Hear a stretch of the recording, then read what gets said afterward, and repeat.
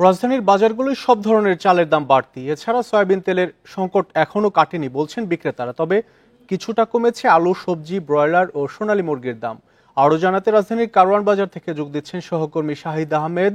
শাহিদ আহমেদ, আমরা বেশ কিছুদিন যাবৎ দেখছি যে চালের দাম বাড়তি এবং সয়াবিন তেলের যে সংকট, এই খবর আমরা পাচ্ছি। আসলে এর পেছনে কি কারণ দেখছেন?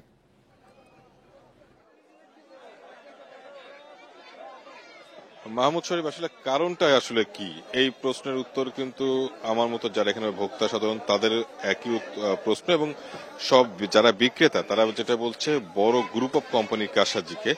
আর আমি ঠিক এই মুহূর্তে সবজির বাজারে রয়েছি। চালের বাজারে আগে আপনাকে সবজির বাজারে যদি খবর একটু জানাই, কারণ আসলে চালের বিষয়টা থেকে যদি আমরা সবজির বিষয়টা কেন বলছি, কারণ বাজারে শীতকালীন সবজি সহ যত সবজি আছে বেশিরভাগ সবজি নাগালে রয়েছে, অর্থাৎ গড়ে 40 থেকে 50 টাকার মধ্যে কেনা যাচ্ছে। শিমের কেজি আপনার 40 টাকা, ফুলকপি বাঁধাকপি প্রতিটি 15 টাকার মধ্যে পাওয়া যাচ্ছে বা 20 টাকার মধ্যে।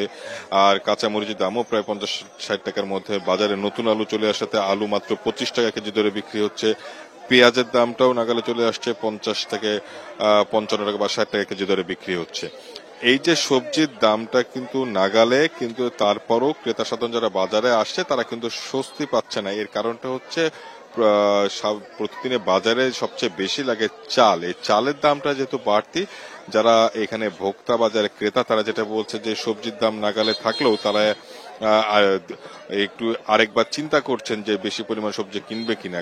কারণ হচ্ছে যে চাল কিনতে তাদের বেশি টাকা চলে যাচ্ছে, এবং বাজারে সরু চাল 80 টাকা গুনতে হচ্ছে, আর মোটা চালের কেজির জন্য গুনতে হচ্ছে আপনার 57 টাকা। কেন চালের দামটা বাড়তি? একই প্রশ্ন যারা এখানে বিক্রেতা, এবং আমি কুষ্টিয়াতেও খোঁজ নিয়েছিলাম যেখানে সবচেয়ে বড় মোকাম, তারা বলছে যে গ্রুপ অফ কোম্পানি হাতে গোনা 5 থেকে 6টা তারা অনেক বেশি পরিমাণ চাল কিনে মজুত করে, এবং তারাই মূলত বাজারটাকে নিয়ন্ত্রণ করছে। এবং সেক্ষেত্রে খাদ্য মন্ত্রণালয় থেকেও জানানো হয়েছে যে প্রায় 10 লাখ টন চাল আমদানি করা হচ্ছে বিভিন্ন দেশ থেকে চালের বাজার নিয়ন্ত্রণের জন্য। যতদিন না পর্যন্ত ওই চালটা বাজারে আসবে ততদিনও কিন্তু আসলে প্রভাব কতটুকু পড়বে সেটা কিন্তু আসলে সন্দিহান। এবং এর পাশাপাশি টিসিবিও কিন্তু ট্রাকে করে যে চাল বিক্রি করতো সেটাও কিন্তু গত ডিসেম্বর থেকে বন্ধ করে দিয়েছে। অর্থাৎ চাল নিয়ে মানুষের মধ্যে একটা শঙ্কা রয়েছে যে আসলে এই বাজারটা দামটা আসলে কোথায় যেয়ে থামবে, এবং এটা যদি নিয়ন্ত্রণ করতে হয় সেক্ষেত্রে সরকারকে শক্তভাবে হস্তক্ষেপ করতে হবে যাতে কোনো কারসাজি না থাকে। এবং শুধু যে খুচরা বাজারের জরিমানা তা না, বড় যেসব কোম্পানিগুলো চালের মজুত করছে আসলে মজুত আইনে কতটুকু তারা রাখতে পারবে এবং কি পরিমাণ তারা বাজারে সরবরাহ করবে সেই বিষয়টা একটা ভারসাম্য দরকার বলে তারা এখানে যারা বিক্রেতা এবং যারা ব্যবসায়ী তাদের অভিমত। এর পাশাপাশি মুরগির দামটা যদি বলে গত সপ্তাহের তুলনায় কেজিতে প্রায় 10 টাকা কমেছে। ব্রয়লার মুরগি 180 থেকে 190 টাকা কেজি দরে বিক্রি হচ্ছে।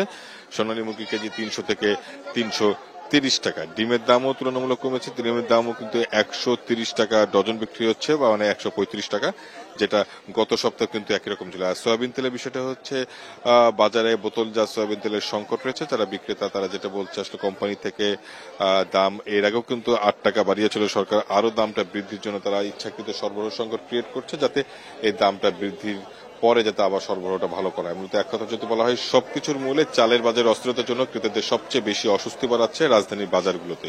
মূলত এই ছিল রাজধানীর বাজার পরিস্থিতি সবশেষ। নিত্যপণ্যের বাজার পরিস্থিতির খবর রাজধানীর কারওয়ান বাজার থেকে জানাচ্ছিলেন সহকর্মী শাহিদ আহমেদ।